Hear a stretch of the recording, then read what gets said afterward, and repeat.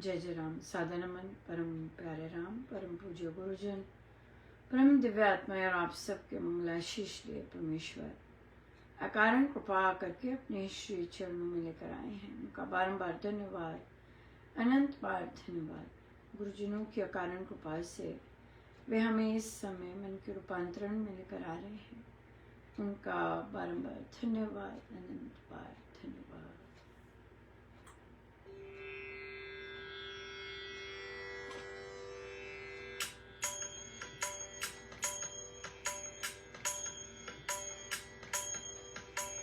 राम राम बोल मनवा, राम राम राम राम बोल मनवा, राम राम राम राम बोलो, राम राम राम बोलो, राम राम राम बोल मनवा, राम राम राम राम बोल मनवा, राम राम राम राम बोलो, राम राम राम राम बोलो, राम राम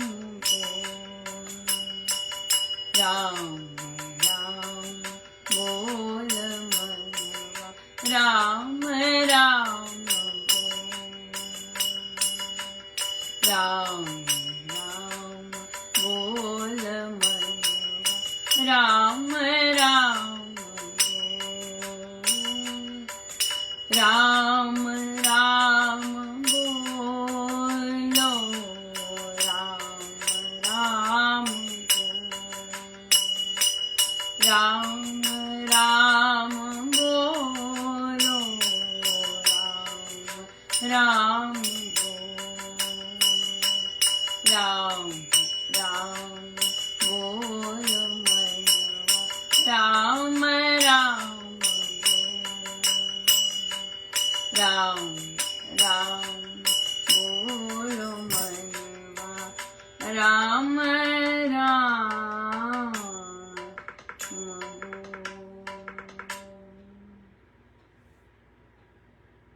श्री प्रवचन पीयूष जी, पृष्ठ 209। जिसको पैतृक परंपरा में ऐसी सच्चाई मिली हो उसे गौरव करना चाहिए। जो इतनी कमाई संभाल कर अपने पिता का ज्ञान लेने से रह जाता है वे तो कपूत है। धर्म तत्व भारत से यात्रा करता हुआ दूसरे देशों में गया, जैसे अब भौतिक वैज्ञानिकता यात्रा करती हुई यहाँ आ रही है। गीता का ज्ञान, उपनिषदों का अनुवाद, उपासनावाद बड़ा ऊंचा है। हमारे ऋषियों ने इसे आत्मा की ध्वनि द्वारा कहा है। बिल्कुल, आत्मा की ध्वनि द्वारा कहा है। जो भी उपनिषद आए हैं, वेद आए हैं, उनको ना मानना सही बात नहीं है। मानने से गौरव बनता है, अपने आप पर, अपनी शिक्षाओं पर विश्वास आता है, जीवन सुंदर सा बनता है। बहुत सुंदर श्रृंगार है, बहुत सुंदर जीवन जीने की कला ये सब बताते हैं, राइट। हमारे शास्त्र उन पर बिन कारण पता नहीं है कुछ भी यूं ही टिप्पणी नहीं करनी चाहिए। पहले जानना है, पहले उसे समझना है, फिर जाके अपना निर्णय दो कि ऐसे हैं वैसे हैं। बिना जाने, बिना पढ़े, बिना कुछ कहना सही नहीं होता। या बिल्कुल हमारी बैठक चल रही थी और साधिका जी ने कहा, जबकि वे रोज संकल्प लेते हैं, राइट, जब आप क्लैश करेंगे तो आप में जो आप प्रोसेस कर रहे हैं जपयोग का, वहां पे गड़बड़ आएगी, क्योंकि जपयोग बहुत उच्चतम विश्वास की बात है। अब आप एक तरफ आप कह रहे हैं कि राम नाम से मेरा क्रोध शांत होता जा रहा है, राइट, इस तरह की बात कर रहे हैं, और दूसरी तरफ आप करने लग जाते हैं कि आज मैं क्रोध नहीं करूंगी। तो आपने क्या कर दिया, जो कि राम नाम में हम लगातार रोज संकल्प लेते हैं, डिफरेंट बैठकों में संकल्प लेते हैं, तो वो राम नाम पे विश्वास छोड़कर अपनी जो स्ट्रेंथ है, बल है कि मैं आज संकल्प लूंगी और मैं देखूंगी, तो उन्होंने कहा उसी समय ही क्रैश हो गया। अब हम देखते हैं कि क्रोध का कारण क्या था, which is very important for Indian mothers, very very important। और मुझे ऐसा सुन के दुख होता है, क्योंकि हम सब की मदर्स ऐसे करती आई हैं, और विशेषकर पुत्रों के साथ किया है, राइट। देखते हैं, तो बच्चा 31 इयर्स का, ठीक है, उसने देखा कि खाना क्या बना है, रसोई में आया, मम्मा सुबह से लगी हुई है, मम्मा 50+ है, राइट। उसने देखा कि रसोई में क्या बन रहा है, वो उसने चाबी उठाई, चला गया, 31+। मम्मी भागती भागती बाहर गई, अरे अरे छोड़ गया, खाना बनाया था सुबह सुबह उठ के, छोड़ गया। मम्मी वहां रुकी नहीं, 31+ क्या है लड़का, पापा को कहा कि जाओ बच्चे को देख के आओ, राइट। ये सब चीजें, ये सब कहानियां, चाहे मैं एज अ गर्ल मैंने ये सुनी हुई है स्कूल में, राइट, मैंने अनुभव की हुई है स्कूल में। अब स्कूल में बच्चा अलग बात है, सारा दिन उसने पढ़ना है, रहता है बाहर, भूखा रह जाएगा, तो मम्मी भेजती है पापा को, प्लीज भाई उसे बच्चे को टिफिन छोड़ गया बच्चा, दे के आओ, वो बात तो ठीक है। 18 से ऊपर हो गया बच्चा, 31 मैरिज का, आप सोच सकते हैं वो अपनी पत्नी के साथ उसने क्या करना है।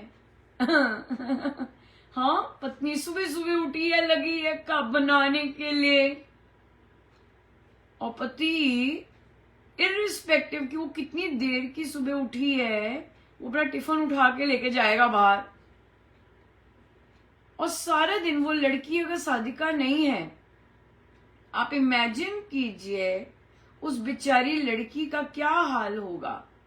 सारा दिन कि भाई टिफिन छोड़ गए, टिफिन नहीं लेके गए, टिफिन नहीं पढ़ के गए ना, और फिर सारा दिन उसका खराब रहना है, फिर उसका शाम को आके फिर मूड खराब रहना है कि टिफिन नहीं लेके गए, टिफिन नहीं लेके गए, मैं सुबह से उठ के बना रही थी।